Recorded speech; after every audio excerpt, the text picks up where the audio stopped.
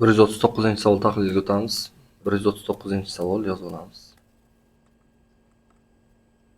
Nikel dixromat kislota bilan reaksiyaga kirishibdi.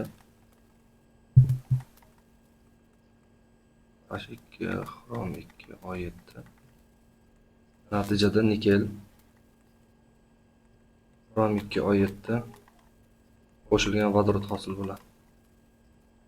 Nikel ekvivalentli dixromat kislota qoldig'i ham ekvivalentli qisqarib ketadi. Bir qo'ysak, reaksiya xullas 1 ga 1 ekan. Savolda o'qiymiz. Chap tomondan o'ng tomondagi koeffitsiyentlar ayirmasini aniqlang. Chap tomondagi ham 2, o'ng tomondagi ham 2 bo'ladi.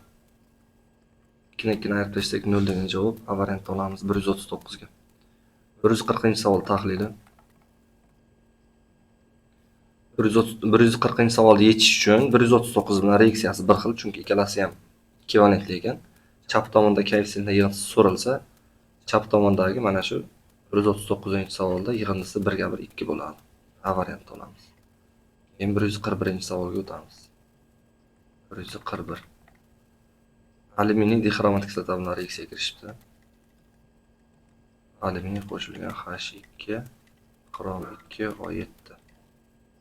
Natijada alyuminiy xrom 2 O7 qo'shilgan vodorod.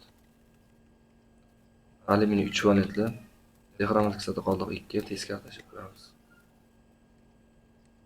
Bir qo'ysak, o'ng tomonda alyuminiy 2 ta bo'lib qolyapti, chap tomonda ham 2 ta qilamiz, teng bo'ladi. Alyuminiy o'ng tomonda dixromat kislota qoldig'i 3 ta, demak chap tomonda ham 3 ta bo'lishi kerak. Vodorod chap tomonda 6 ta, 3 kere 2 6, o'ng tomonda ham 6 bo'lish uchun 3 qo'yib olamiz. Reaksiya teng. Koeffitsiyentlar yig'indisi so'ralgan. Chap tomondagi 2 ga 3 qo'shamiz 5. O'ng tomondagi 4, 5 ga 4 qo'shamiz 9 degan javobni olamiz. Bitta variantga to'g'ri keladi.